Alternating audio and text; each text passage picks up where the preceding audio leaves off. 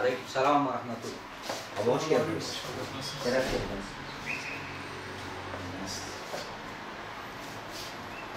Abi nasıl iyisin? Hoş geldiniz.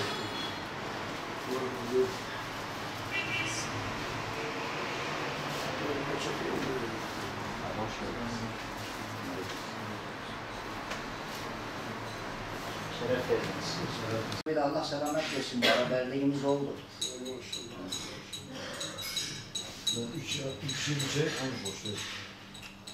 Çağı hadi selamet verdi.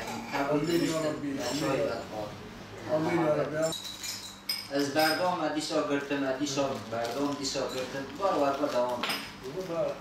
Naha devletname navi Müslümane dev bir sonra navi hapsiydi.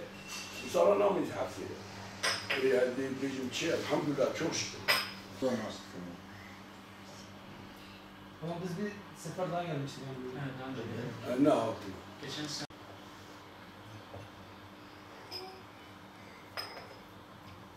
Eşit. Beni tanıyorsun zaten. Adam başkanımızla tanıyoruz. Cemiyetlerin, cemaatlerin, vakıfların, derneklerin bu konuyla ilgili duyarsız davrandı. 28 Şubat bir darbeydi. Eğer bir darbe ise, eğer bugünkü hükümet bunu darbe olarak kabul ediyorsa ki kabul ediyor. Cezalandırıldı. Evet. Nasıl oluyor da aynı dönemde suçsuz yere gözaltına alınan ve hukuksuz bir şekilde yıllardır cezaevine atılan insanlarla ilgili ki o kararı bozmuyor. Mahkum edilmiş, bununla ilgili tek bir şey söylemiyorsun. Dönüp bir şey demiyorsun. Yani biz bir şey rica etmiyoruz. Kimseden yalvardığımız falan da yok. Biz Türkiye'de hukuk çerçevesi içerisinde bir hak arayışını, hakeza darbe de bu demek.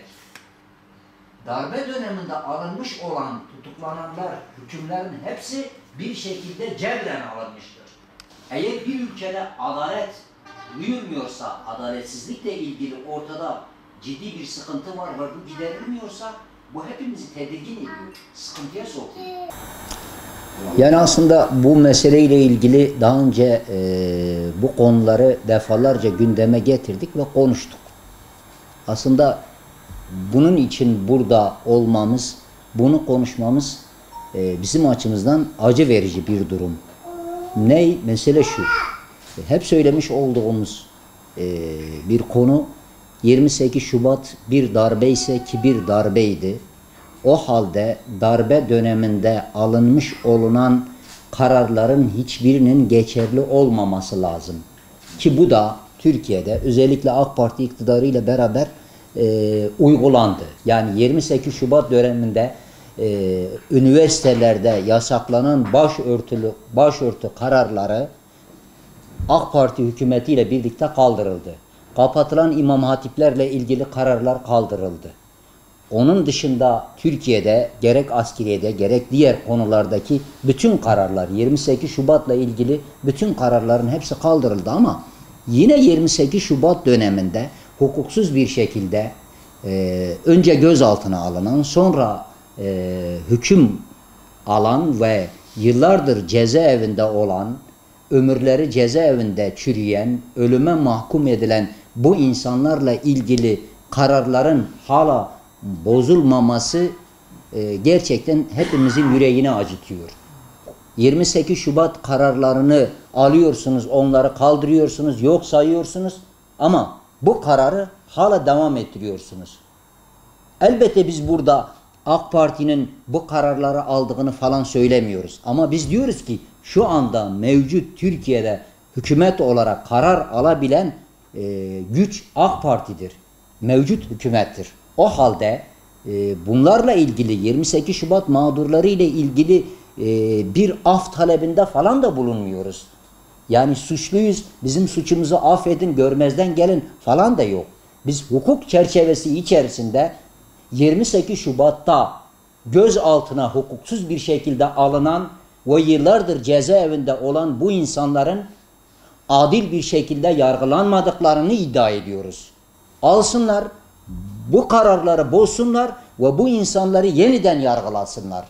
Eğer varsa gerçekten, varsa bir suçları, o zaman idama mahkum etsinler. Ama bunu yaptıklarında görülecektir ki o karanlık dönemin içerisinde her birine birçok suç üzerine atılmış ve öyle karar verilmiş.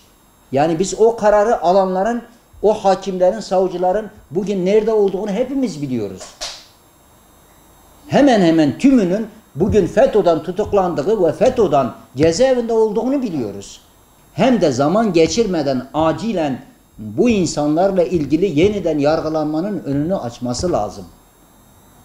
Aksi halde hepimizin yüreği acımaya ve adaletle olan güvenimiz sarsılacak. 28 Şubat ve FETÖ yargısı mağdurları aileleri inisiyatifi olarak bu mağdur olan ailelerle birlikte sizleri ziyarete geldik. Öncelikle bu ziyaretimizi kabul ettiğiniz için Allah razı olsun diyoruz. Eyvallah. Malumunuz cezaevinde 20-25 yıla aşkın, yani çeyrek asırdır dediğimiz bir zaman diliminde bu insanlar haksız yere adil bir yargılama olmadan cezaevine atıldılar. Ve bu cezaevindeki süreçleriyle birlikte bunların aileleri gerçekten mağdur oldular. Gerek çocukları, yani küçükken, daha bebekken cezaevine giren insanlar bugün bakın çocukları olmuş, evlenmişler ve küçük çocukları, torunları olmuş. Biz istiyoruz ki inisiyatif olarak artık bunların yeniden yargılanmasını istiyoruz. Bununla birlikte balyoz ve ergenekoncular, bugün vatan haini dediğimiz, millet haini dediğimiz insanlar bugün dışarı çıktılar. Ve milyonlarca tazminat aldılar. Yani bu bizi biraz derinden üzüyor. Ve bu insanların hiçbir suç olmadan yıllarca İslami hassasiyetlerinden dolayı cezaevlerine atıldılar. Bu adil yargılama süreci içerisinde MHP'nin de malumunuz af meselesi gündemde. Ve bu af meselesinde 28 Şubat mağdurları ve FETÖ yargısından mağdur olan insanlar maalesef yoktur. Bunun dışında işte hırsızlık yapan, cani insanlar dediğimiz, milletin canına malına gasp eden insanlar bugün bu af kapsamının içerisinde yer alıyor. Dediğimiz gibi bu da bizi derinden üzüyor. Bununla birlikte biz de bu ailelerin sesi olmaya, bunların seslerini haykırmak için bugün bir Adliye Sarayı'nda bir basın açıklamamız oldu. Ve bununla birlikte siz değerli Referans Gazetesi yöneticileriyle bir araya geldik. Sizlerden bu bağıtta desteklerinizi talep ediyoruz inşallah. Eyvallah.